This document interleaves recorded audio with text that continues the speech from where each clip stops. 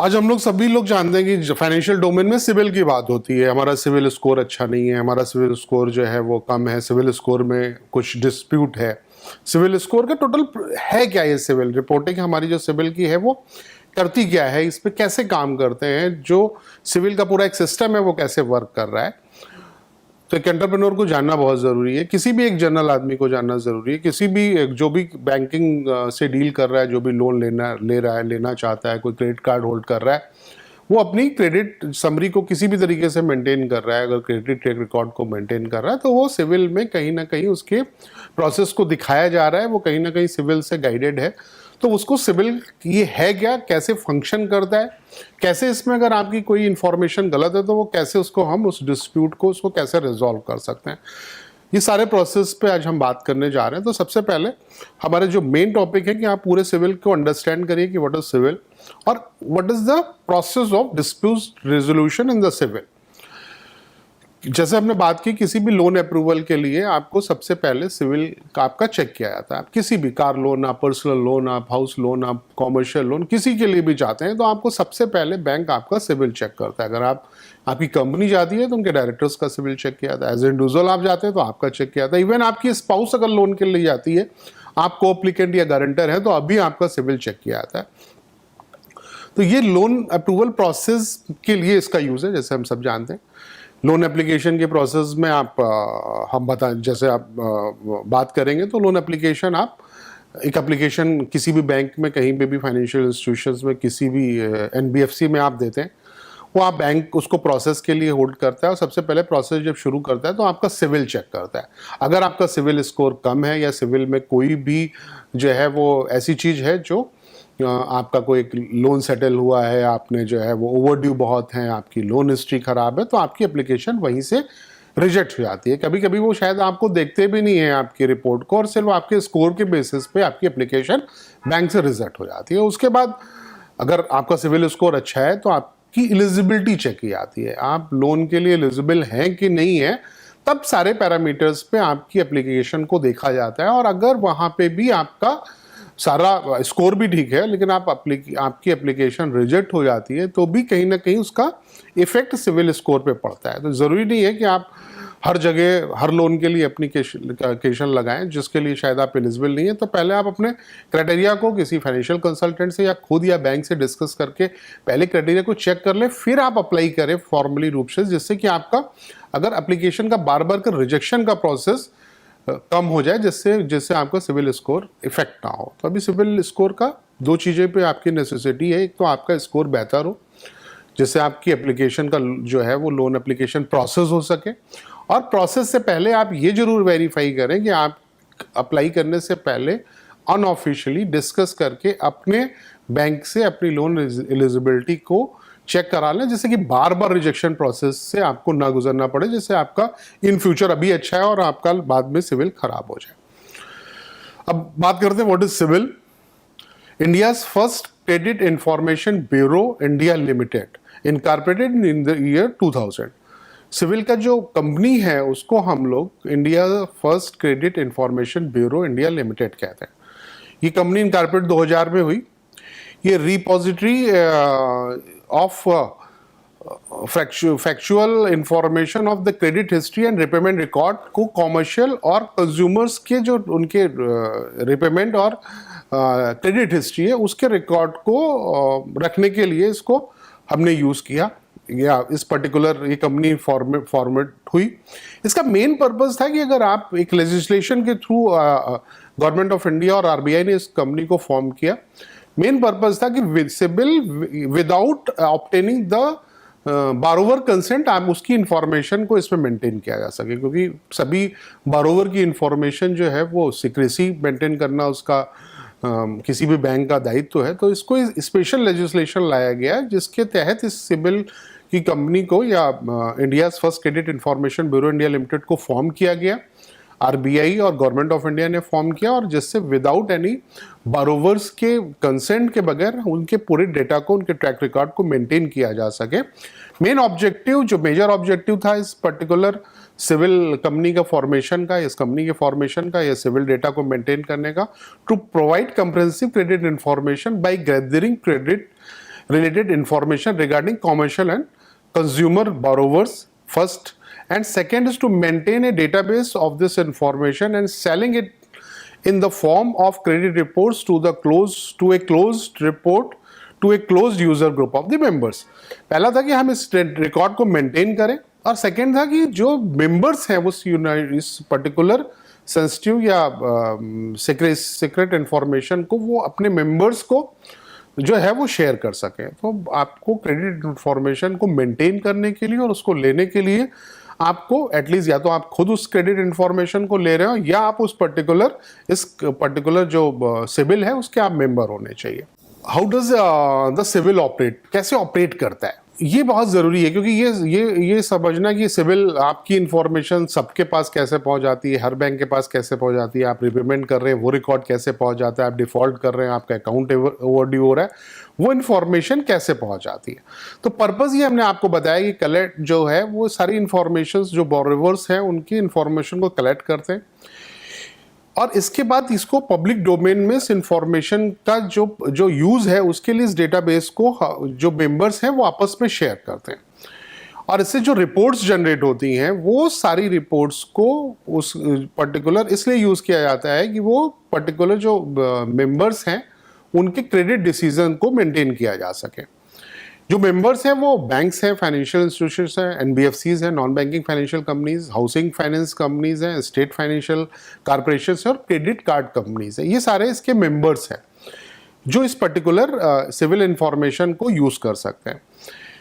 इस particular civil के products क्या क्या हैं ये भी जानना जरूरी है। जैसे जो आपको consumer credit information report generate होती है, इससे पोर्टफोलियो रिव्यू रिपोर्ट जनरेट होती है, सिविल ट्रांस यूनियन स्कोर जिसको हम सिविल स्कोर कहते हैं, बेसिकली उसका नाम जो है वो कंपोजिट जो कंप्लीट नेम है वो सिविल ट्रांस यूनियन स्कोर है, जिसके बेसिस पे क्रेडिट डिसीजन होता है। CIBIL TransUnion personal loan score अलग क्रिएट होता है, और जो है वो ब्यूरो क्रेडिट कैरेक्टरिस्टिक्स इसमें अलग हम लोग बीसीसी रिपोर्ट्स अलग जनरेट करते हैं। ये आपकी जो इसके प्रोडक्ट्स हैं। सिविल स्कोर कितना होना चाहिए, क्या होना चाहिए, क्या बेहतर स्कोर है, तो एक रफली जो इसका टारगेट टोटल है वो 300 to 900 के बिटवीन ये मेंटेन होता है, और इसकी आइडियल फिगर जो होती है वो 700 प्लस होती है।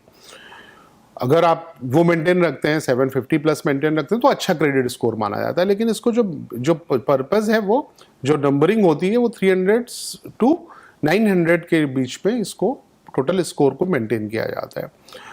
इसमें सिर्फ क्रेडिट इंफॉर्मेशन होती है, ये कोई भी आपके अकाउंट बैलेंस, असेट्स और इन्वेस्टमेंट और प्रॉपर्टीज़ की डिटेल को सिविल स्कोर या सिविल मेंटेन नहीं करता किसी बोरोवर के, वो सिर्फ क्रेडिट जो है वो इंफॉर्मेशन को ही मेंटेन करता है। अगर आपको अपना सिविल जानना है, ये भी बहुत लोग पूछते हैं कि हमको अपना सिविल जानना है तो हम कैसे जान सकते हैं। आप एक ऑनलाइन इसमें अप्लाई कर सकते हैं। आप एक उसकी प्रोसेसिंग फ़ीस है जो आप पे करेंगे, उसके बाद वो कंप्लीट आपका जो है वो ऑथेंटिकेशन आपका होता है। आपके उसका एक प्रोसेस है कि आप वही हैं जिसने आप अपनी सिविल के लिए आपने अप्लाई किया है, और आपकी क्रेडिट रिपोर्ट जो है, सिविल रिपोर्ट जो है वो आपके ईमेल पे डिलीवर हो जाती है। सिंपल सा प्रोसेस है। आप अपने किसी जो है वो इसको ऑनलाइन अप्लाई कर सकते हैं, और जहाँ पे आपको इसकी सिविल रिपोर्ट मिल जाएगी। जो सिग्निफिकेंस ऑफ सिविल स्कोर है, जैसे हमने आपको बताया कि आपकी जो भी लोन्स हैं उनको बताता है कि सब जो है वो ये इसका सिग्निफिकेंस है। जैसे हम सभी जानते हैं कि 90 डेज से ऊपर अगर कोई लोन रिपेमेंट है तो वो एनपीए हो जाता है। तो सिग्निफिकेंस बताता है जो आप लोन दे रहे हैं उसका टोटल एक सिग्निफिकेंस, उसकी पॉसिबिलिटी ऑफ फेल्योर क्या है। सेकेंड, ये इंडिकेट करता है जो है वो बोरोवर की हेल्थ और उसके फाइनेंशियल्स की हेल्थ को जो है वो इंडिकेट करता है। ये आपकी इंफॉर्मेशंस को जो है वो दो इंस्टीट्यूशंस है, जैसे हमने बताया था कि ट्रांस यूनियन और जो है वो आपका जो कंपनी जिसकी बात की है सिविल, ये दोनों मिल के credit information bureau of India limited and TransUnion, ये मिल के इसकी क्रेडिट वर्दीनेस को चेक करती है। और ये बहुत जो भी रिकॉर्ड मेंटेन हो रहा है उसमें 90% से ज़्यादा 700 प्लस स्कोर मेंटेन रखते हैं। 4.7% जो है वो 600 के नीचे स्कोर्स मेंटेन करते हैं, 650, और एवरेज जो स्कोर मेंटेन होता है, जो ज़्यादातर बोरोवर्स का एवरेज स्कोर आता है वो 750 टू 799 के बीच में एक एवरेज स्कोर सिविल दे रही है, ये डेटा है। अगर आप consumer credit information report generate करते हैं तो आपको ज़्यादातर उसमें आपको पर्सनल और अकाउंट रिलेटेड इंफॉर्मेशन, उसका आपका नाम, आपकी डेट ऑफ बर्थ, आपका telephone number, pan, passport number, आपका वोटर आईडी कार्ड, ये सारा कुछ, आपने किस तरीके का क्रेडिट लिया है, अमाउंट आपका कितना है, आउटस्टैंडिंग करंट बैलेंस कितना है, आपका कितने दिन से ओवरड्यू है, ये सारी इंफॉर्मेशन वहाँ पे आती है। अगर आप कॉमर्शियल CIR रिपोर्ट चाहते हैं तो उसमें आपका रजिस्ट्रेशन नंबर, आपकी रिलेशनशिप की डिटेल, आपके बोरोवर्स की, आपके डंस नंबर, आपके जो है वो क्रेडिट कार्ड्स, जो भी facility, number of credit facilities है, उनका सारा डिस्क्रिप्शन आता है। आपके अगर कोई सूट फॉल्ड अकाउंट है वो आता है, करंटर्स की जो डिटेल आती है। इसके अलावा बोरोवर्स असेट्स क्लासिफिकेशन, आप स्टैंडर्ड किस टाइप की आपकी एसेट है, स्ट्रेस है, स्टैंडर्ड है, या आप एक वो सारा इंफॉर्मेशन मेंटेन होती है। जैसा हमने पहले बताया कि क्रेडिट इन्फॉर्मेशन से जो एक्सक्लूजन रखा गया है वो आपकी इनकम डिटेल को वो मेंटेन नहीं करता, आपकी कोई भी डिपॉजिट डिटेल नहीं मेंटेन करता, आपका बोरोवर की कोई भी एसेट का रिकॉर्ड वो मेंटेन नहीं करता। अगर कोई भी एसेट या आपकी प्रॉपर्टी मॉर्गेज है उसका रिकॉर्ड इसमें नहीं मेंटेन होता, और कोई भी इन्वेस्टमेंट जो बैंक के पास ये सारी इन्फॉर्मेशन है ऑलरेडी आपकी, वो कोई भी क्रेडिट इन्फॉर्मेशन रिपोर्ट CIR में रिपोर्ट में सिविल मेंटेन नहीं करता है। इसलिए जब भी बात होती है सिविल की तो लोन और उसके रिपेमेंट, उसके ट्रैक के बारे में बात होती है। अगर कोई लेंडर है, बैंक है, फाइनेंशियल इंस्टीट्यूशन है, कोई भी हाउसिंग फाइनेंस कंपनी है, वो आपको अगर अमाउंट लेंड कर रही है तो वो क्या जानना चाहती है, आपके पास डेप्ट बर्डन रेशियो क्या है, आपके कितना डेप्ट है, जरूरी है, क्योंकि आपका अगर ज़्यादा डेप्ट होगा तो आप रिपेमेंट करने में प्रॉब्लम होगी, ये जानना चाहती है। आपका पास्ट जो है वो पेमेंट बिहेवियर क्या है, आप कैसे पेमेंट कर रहे हैं, आपका जो है वो अगेंस्ट आपके कितने, आपका जो सूट फाइल्ड अगर कोई केसेस चल रहे हैं वो किस नेचर के हैं, क्या है, और आपका क्रेडिट स्कोर क्या है, क्योंकि वो ये सारा कुछ मेंटेन करता है। वो अल्टीमेटली रिजल्ट के शेप में आता है स्कोर क्या है। एंड लोन अकाउंट्स और क्रेडिट कार्ड अकाउंट्स आपके कितने हैं और उनका स्टेटस या उनकी इंफॉर्मेशन या उनमें आपकी ओवरड्यू या उनकी पोजीशनिंग या उनकी उसमें क्या आपका स्टेटस है, वो सारा कुछ यहाँ पे एक बोरोवर को या आपको लैंड करते टाइम जो भी आपका लेंडर है उसको ये इंफॉर्मेशन किसी भी बोरोवर की चाहिए होती है। अब हम लोग बात करते हैं कि क्या एरर्स हो जाती हैं, जो ज़्यादातर हम लोग बात कर रहे हैं कि कभी कभी आपके सिविल रिपोर्ट में ऐसी एरर्स आती हैं जो शायद उतनी आपकी गलती नहीं है, उसके बाद भी वो इंफॉर्मेशन सिविल में आ रही है। तो किस टाइप की होती है? एक तो कोई रॉन्ग क्रेडिट बैलेंसेस और अमाउंट ओवरड्यू, आपका अमाउंट ओवरड्यू नहीं है फिर भी दिखा रहा है, या क्रेडिट बैलेंस आपका लोन है भी नहीं तब भी दिखा रहा है, शायद आपके पैन नंबर्स में आपके को बोरोवर का हो फिर भी आप में दिखा रहा है, कभी आपके और किसी गारंटर का वो आपका दिखा रहा है, कभी कभी बाई मिस्टेक किसी और के लोन्स भी आपके उसमें मैप हो जाते हैं। तो वो क्या आता है, इनकरेक्ट पर्सनल डिटेल, आपकी जनरल इंफॉर्मेशन इनकरेक्ट आ रही है जो बेसिक इंफॉर्मेशन है, या wrong detail of ownership of one और more account that belongs to borrower. कुछ ऐसे अकाउंट्स हैं, एक से ज़्यादा अकाउंट्स दिखा रहा है जो आपके पास शायद वो अकाउंट्स है नहीं। ये जनरल डिस्प्यूट क्रिएशन का है कि अगर आपका डिस्प्यूट क्रिएट होता है तो इन्हीं सब रॉन्ग इन्फॉर्मेशन की वजह से डिस्प्यूट क्रिएट होता है कि आप शायद आपका बैंक आपको लोन देने से मना कर रहा है और आपके पास वो लोन है भी नहीं, या वो इन्फॉर्मेशन आपकी बैंक ने, आपके जो लेंडर बैंक है उसने गलत रिपोर्ट कर दिया है। तो ये डिस्प्यूट का प्रोसेस है। डिस्प्यूट को सिंपल मेथड से हम रिजॉल्व कर सकते हैं। जो बहुत सारी क्वेरीज आती है इसको कैसे रिजॉल्व करेंगे, कैसे इसके बाद जाएंगे, आपको कुछ भी ऑनलाइन एक एप्लीकेशन फॉर्म है जो डिस्प्यूट फॉर्म है, ऑनलाइन ही आपको सिविल पे मिल जाएगा जो आप सबमिट करेंगे। जैसे आप उसमें सबमिट करेंगे उस इन्फॉर्मेशन में वो डिस्प्यूटेड इन्फॉर्मेशन के शेप में वो मार्क हो जाएगी। तो इससे सबसे बड़ा बेनिफिट है कि वो डिस्प्यूटेड इन्फॉर्मेशन मार्क हुई, मतलब आपका एक एप्लीकेशन उन्होंने एक्सेप्ट कर ली है। अगर वो एप्लीकेशन किसी बैंकर से रिलेटेड है, बैंक से वो डिस्प्यूट क्लियर होना, तो बैंक को रेफर होता है। आप डायरेक्टली बैंक से कह सकते हैं वो सिविल को रेफर करें और वो डिस्प्यूट रिजॉल्व हो जाता है, तो वो फिर आपके पास सिविल के पास आ जाता है। अगर वो करेक्ट हो जाता है तो भी वो डिस्प्यूट जो अंडर डिस्प्यूट रेजोल्यूशन अंडर जाता है। अगर वो सिविल जानता है कि नहीं जो उसने इन्फॉर्मेशन दी है वो सही है, उसने बैंक से आपके लेंडर से वेरीफाई कर लिया है, तब भी वो डिस्प्यूट अंडर डिस्प्यूट रेजोल्यूशन हट जाता है। ये एक सिंपल प्रोसेस है जिसमें अप्रॉक्सीमेट 30 डेज का टाइम लगता है। तो ये इससे आप किसी भी डिस्प्यूट को अगर आप रिजॉल्व कर सकते हैं अगर आपकी कोई क्रेडिट इन्फॉर्मेशन नहीं है। अगर सिंपल अगर हम सिविल की बात करते हैं तो ज़रूरी है कि सिविल फॉर्मेशन क्यों हुआ, इसके बेनिफिट्स क्या हैं। तो सबसे बड़ा बेनिफिट है कि आप जो भी बारोवर है, जो भी लेंडर है, जो लेंडर या जो फाइनेंशियल इंस्टीट्यूशन है, वो बारोवर की क्रेडिट वर्दीनेस के बारे में वो जान सकता है, उसको effective decision about grant credit. अगर कोई भी उसको क्रेडिट ग्रांट कर रहा है तो वो इफेक्टिव डिसीजन ले सकता है। उसमें एक मेंटेन जो है वो कंपिटिटिव एडवांटेज है। अगर कुछ भी उसको एक मेंटेन करना है तो एक एडवांटेज भी वो कहीं ना कहीं उस एडवांटेज को भी रखता है। उसके रिपेमेंट को भी एबिलिटी, उसका जो रिपेमेंट है बरोबर कैसे रिपेमेंट, उसकी एबिलिटी जो है एबिलिटी है उसमें कि नहीं है, उसको भी असर्टेन करता है सिविल स्कोर या सिविल रिकॉर्ड जो है वो। अगर आपको पता ना हो, सिविल ना हो, तो आपको शायद बहुत सारा उसके लिए आपको इन्फॉर्मेशन कलेक्ट करनी पड़े, बहुत जगह जाना पड़े, जिससे आपकी टाइम कॉस्ट और आपकी मैन पावर कॉस्ट लगती है। अगर आपको पता है कि इसका स्कोर कम है तो शायद वो आप क्रेडिट डिसीजन बहुत जल्दी और फास्ट ले सकते हैं, या अच्छा है तो भी आप कहीं ना कहीं कॉस्ट को भी बचाते हैं। और quick and efficient decision, credit approval decision, अगर ऐसा कुछ अच्छा ट्रैक रिकॉर्ड है तो आपको डिसीजन लेने में, या ट्रैक रिकॉर्ड अच्छा नहीं है तो रिजेक्ट करने में क्रेडिट डिसीजन फास्ट होता है। Benefit of the CIBIL for the borrower, ये भी जरूरी है। तो आपने बात की जो लेंडर्स के लिए बात हुई, और बोरोवर को क्या बेनिफिट है। बोरोवर को faster access to the credit, अगर स्कोर अच्छा है तो आपको बहुत जल्दी क्रेडिट मिल जाता है। आपको आपकी जो है वो कॉस्ट ऑफ बोरोइंग जो है वो कम हो जाती है। अगर अच्छा सिविल है तो कुछ बैंक आपको जो है वो प्रेफर करते हैं और आपको अच्छा इंटरेस्ट रेट प्रोवाइड करते हैं। Easy credit assessment and approval process, कहीं पे भी आप जाते हैं, एक हम लोग ऐड देखते हैं अक्सर कि वो सिविल स्कोर बताता है और सारे बैंक उसके पास दौड़ने लगते हैं, ऐड आता है। तो ये ऐड नहीं है, ये हकीकत भी है। अगर आप जाते हैं और अपने सिविल रिकॉर्ड पहले से चेक कराते हैं, बैंक को देते हैं कि हमारा 750 प्लस स्कोर है, तो बैंक आपको बहुत सारी चीज़ों से रिलैक्स देता है और बहुत जल्दी क्रेडिट डिसीजन करता है। और ये रेपुटेशन को भी इंक्रीज करता है उन बोरोवर्स की जो टाइमली रिपेमेंट करते हैं, जो है वो करेक्ट रिपेमेंट करते हैं, टाइमली जो है वो लोन की इंस्टॉलमेंट देते हैं, becomes more responsible to the financial commitment. और धीरे धीरे ये आपको और रेस्पॉन्सिबल बनाता है पर्टिकुलर एक अपने रिपेमेंट और ट्रैक रिकॉर्ड के लिए। तो एक बोरोवर के लिए भी अच्छा है, क्योंकि उसको कहीं ना कहीं लग रहा है कि हाँ कोई ना कोई चेक कर रहा है। तो अगर आप कोई भी रिपेमेंट, कोई भी लोन टाइमली रिपे कर रहे हैं, तो वो कहीं ना कहीं आपको डेप्ट, जो आपका ओवरबर्डन डेप्ट्स है उनसे बचाता है, आपकी क्रेडिट रिकॉर्ड को ठीक करता है, आपको क्रेडिट वर्दी बनाता है, आपके बिजनेस को सपोर्ट करता है, आपको जब फाइनेंशियल नीड होती है तब आपको सपोर्ट करता है। तो इसलिए सिविल एक हिसाब से बहुत अच्छा है बोरोवर्स के लिए भी और लेंडर्स के लिए भी। उनके क्रेडिट डिसीजन फास्ट करता है, उनके जो है वो बोरोवर को असेस करने में, एक क्रेडिट डिसीजन में बेनिफिट देता है।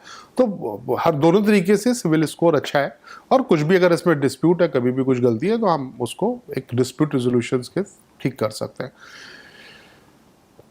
What impacts your CIBIL score? Total CIBIL score में क्या आपको, जैसे हम बात करें तो इसमें हम नीचे से बात करेंगे, जो आप देख रहे हैं, सबसे ज़्यादा इफेक्ट करता है पेमेंट हिस्ट्री। अगर आप अपने पेमेंट्स को मिस करते हैं, लेट करते हैं, गलत करते हैं, नहीं करते हैं, तो आपका स्कोर जो है वो 35% रेट से कम होता है। मतलब सबसे ज़्यादा डिसीजन जो है वो आपकी पेमेंट हिस्ट्री आपके स्कोर पे डालती है। उसके बाद क्रेडिट यूटिलाइजेशन, हाउ मच डेप्ट you have compared with the capacity set by the institutions. मतलब कुछ हर डेप्ट का एक प्रोसेस होता है असेस करने का, आपके रिपेमेंट कैपेसिटी का, हर लोन का एक प्रोसेस होता है, उससे आप कितना एक्सेस जा रहे हैं, ये भी आपको बहुत आपके जो क्रेडिट स्कोर है उसको कम करता है।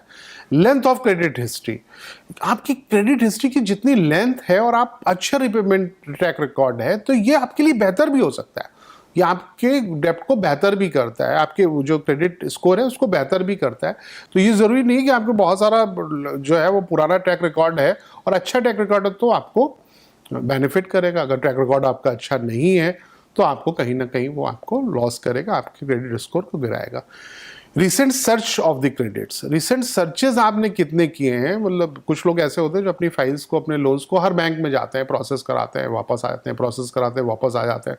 कभी कभी बैंक देना भी चाहता है, तब भी आप कहते हैं नहीं नहीं नहीं, मेरे को भी और इंटरेस्ट रेट कम कराना है, मैं दूसरे बैंक में जा रहा हूँ, मैं तीसरे बैंक में। जितना आप सर्च करते हैं उतने आपके स्कोर्स का आपका रिड्यूस होता है। तो बहुत ध्यान रखिए, शायद बात सबको नहीं पता रहती है कि आप लोन्स की सर्च कम से कम अपनी जगह फाइल दें। सबसे कम जगह पे आप जाके अपने फॉर्मल एप्लीकेशन दें। आप जनरलाइज बात कर सकते हैं जब आपको ठीक लगे कि हाँ हमारा लोन जो है वो इतना लोन हो जाएगा, हमारा इतना इसका स्कोर जो है वो अच्छा है। प्रीवियस स्कोर आप खुद ही सर्च करके दिखा दीजिए उनको, बैंक को मत सर्च करने दीजिए कि साहब ये सिविल है मेरा, ये मेरा जो है वो लोन एप्लीकेशन है, इतना अमाउंट मेरे को चाहिए, ये प्रॉपर्टी या ये कार या ये पर्टिकुलर पर्पस के लिए, पर्सनल लोन के लिए आपको लोन चाहिए, तो आपकी एलिजिबिलिटी वो कैलकुलेट करके आपको बता देंगे। आपको ठीक लगे तो उसी बैंक से लोन ले लीजिए, पर बहुत सारे बैंक्स में आप सर्च मत करिए। And type of credit use, ये भी बहुत अच्छा मार्क है। अगर आप किस तरीके के लोन्स को यूज कर रहे हैं, आप अच्छे क्रेडिट कार्ड रिपेमेंट कर रहे हैं, पर्सनल लोन और इनका, तो आपका क्रेडिट स्कोर अच्छा होता है। और अगर आप इन्हीं चीज़ों में छोटी छोटी, आप बहुत बड़े लोन को बहुत अच्छा रिपेमेंट कर रहे हैं लेकिन ये छोटे छोटे लोन रिपेमेंट टाइमली नहीं कर पा रहे, डिस्प्यूट है, तो ये आपको आपके स्कोर को बहुत जल्दी गिराता भी है। तो ये सारी चीज़ें आपको जो है वो यहाँ पे मिली। तो ये ज़रूरी है कि हम क्रेडिट अपने सिविल को जानें। सिविल जो है वो आपकी आज की डेट में इस फाइनेंशियल टाइम में आपकी कुंडली है, जो बताता है कि आप किसी बैंक में या अपने बिजनेस में आप एक बिजनेस और बैंक को कैसे मैप कर पाएंगे। तो एक कुंडली की तरह है जहाँ पे अगर आपको मैच करना है अपने बैंक की अपनी बिजनेस के रिक्वायरमेंट को, कि बैंक की फाइनेंशियल के जो उनका फाइनेंशियल फैसिलिटीज़ हैं उससे, तो आपको अपना सिविल ठीक करना है। आपको अपने रिपेमेंट, अपने ट्रैक रिकॉर्ड को ठीक रखना है। आपको कुछ चीज़ों का ध्यान रखना है जिससे कि आपका सिविल बेहतर रहे और उस पर कोई दिक्कत ना आए। जैसे बहुत लोगों को ये नहीं पता है कि वो रेगुलर इंक्वायरी करते हैं, वो अपने चेक बाउंसिंग करते हैं, वो अपने इलेक्ट्रिसिटी बिल्स को पेमेंट नहीं करते, वो कैश में इंस्टॉलमेंट जमा करते हैं, एक बार वो बाउंस हो जाता है, वो 30 तारीख के इंस्टॉलमेंट को 5 तारीख को जमा करते हैं। जमा वो कर रहे हैं लेकिन वो 5 दिन का जो डिले है वो भी बहुत काउंट करता है। आपकी 2 बार इंस्टॉलमेंट बाउंस हो गया, आपने जमा कर दिया, फिर भी काउंट करता है। अगर आपने रेगुलर इंक्वायरीज की वो भी काउंट करता है, आपके स्कोर को गिराता है। तो आप ये सारी चीज़ों को जो ध्यान में रखिए, अपने टाइम से अपने रिपेमेंट करिए। आप इवन इलेक्ट्रिसिटी बिल अगर आप नहीं प्रॉपर दे रहे, इवन आपने किसी की गारंटी ले ली है वो आपको रिपेमेंट नहीं कर रहा, इवन आपके रिलेशन में जो लोग हैं वो आपके रिपेमेंट को नहीं कर रहे, तो आपके ट्रैक से आप बेहतर कर रहे हैं लेकिन आपने गारंटी ले रखी है, या आपके क्लोज रिलेटिव, आपकी स्पाउस का लोन खराब है, तो भी आपके रिलेशनशिप में वो आ जाएगा और आपको भी लोन नहीं मिलेगा। तो ये आपकी जन कुंडली है, इस बिजनेस की कुंडली है, इसको ठीक रखिए, अपने पेमेंट ट्रैक रिकॉर्ड को ठीक रखिए और सिविल को रेगुलर बेसिस पे फॉलो करिए। अगर कोई गलती आ रही है उसमें तो तुरंत उसको ठीक करने की कोशिश करिए। Thank you.